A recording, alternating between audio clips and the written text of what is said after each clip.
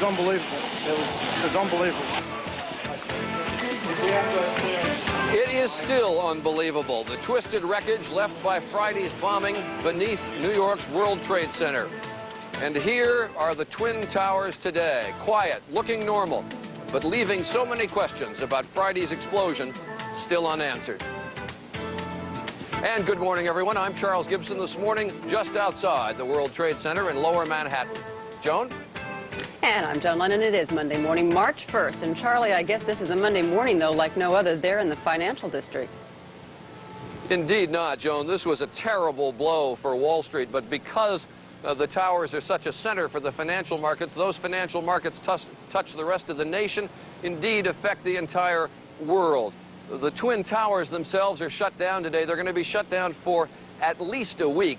Most people think of the World Trade Center as just the towers, but it's actually a complex of 7 buildings, 5 of them much lower. The commodities exchanges, which are located here, will be open today in one of the lower buildings. They will be trading, not as normal, but there will be trading today. Behind me is the Vista Hotel, one of the lower buildings of the complex. It was under the Vista that the bomb actually exploded. You can see the blown out garage doors. As to who set the bomb, how, or why, that investigation is going to take months, obviously. We'll cover this story up, down, and sideways today, including advice for people who work in high-rise buildings, and that's a lot more people than you'd think. Joan? And in just a few minutes, New York Governor Mario Cuomo, who, of course, is closely following this investigation, and we will get a chance to meet some of the very lucky people who got out alive. Right now, Spencer's got the weather for us. Okay, Joan. First day of March, and the roar of the March lion can certainly be heard in the southern Rockies and southern plains today in the form of heavy rain and heavy snow. I'll tell you how much and where in this half hour. Right now, Mike Schneider has all the news of the day. Mike, good morning. Good morning, Joan. Good morning, everybody. We begin this morning at the scene of the headquarters of that religious cult called the Branch Davidian, just outside of Waco, Texas, where the situation has gone from violence to a standoff. The violence came yesterday in a big way. Federal agents raiding the compound, they were looking for weapons, and they were looking to arrest the group's leader. But the people inside were ready. And what came next was a shootout that went on for somewhere in the neighborhood of an hour. This morning, things are quiet, but they remain tense. About 50,000 people worked in the World Trade Centers before the blast on Friday. And the question obviously arises, what do you do with 50,000 displaced workers? And the business but normal here, 3 days after a bomb punched a hole in the World Trade Center. 5 people dead, more than 1,000 injured. And the question remains, who did it? Good morning, everyone. I'm Charles Gibson. This morning down in Lower Manhattan, just outside the World Trade Center. Joan? And I'm Joan Lennon. It is Monday, March 1st. And Charlie, behind you, I guess we're really looking at a 110-story ghost town this morning. Well, ghost town is a good term. The World Trade Center is really home for about 350 national and international companies. The towers are closed down today. They say will be closed down the rest of the week, so this is sort of a ghost town. This represents 10% of all the office space in Lower Manhattan. Day number 3 after Demolition Day Friday, with authorities trying to piece together a puzzle of what happened. They are sure it was a bomb that killed 5, injured more than 1,000 people, and left 1 still unaccounted for. From the pieces the FBI have so far, they say this was not a solo kamikaze-type act.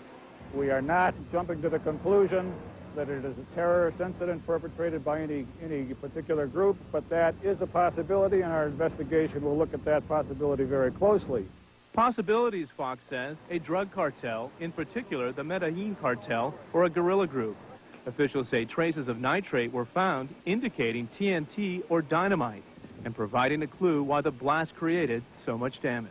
The area is still unstable, so it's difficult to move anything. It's certainly difficult to get pieces of equipment in there, and there's going to have to be some preliminary shoring up before they can fully get into that area. The instability is keeping bomb experts away from the actual blast site. This will be an expensive act, costing some individual firms millions of dollars a day or more. From past experiences, officials don't expect to reach any conclusions for at least 4 months. There have been 50 calls claiming responsibility for the act, and the FBI says many more calls with pertinent clues and leads. Meanwhile, city officials say they will spend Monday mapping out a strategy with police and private sector security forces. On a bit of history to get this job done. In fact, going to go back 20 years in terrorist records, back to the Munich Olympics, to find out exactly what path or if there's any clues to how this happened.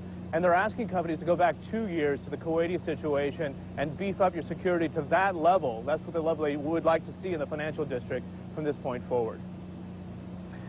John, we are hearing some speculation, and I use the word advisedly, it is speculation at this point, about structural damage at building number 2. Now, I don't know if you've got any hard information on this subject, but clearly that is a very serious implication. Well, the buildings 1, 2, and 3, Stuart, are expected to be out for a week. The official word, actually, from the FBI and the Port Authority is in excess of a week, and they don't want to put a number on it. We just got done talking to a Port Authority official, and he was reluctant to give us any clear answers on this, which is an indication that they don't really have a good feeling what the structure looks like underneath. We do know that the bomb experts couldn't get underneath. World Trade Center in Lower Manhattan. Thanks.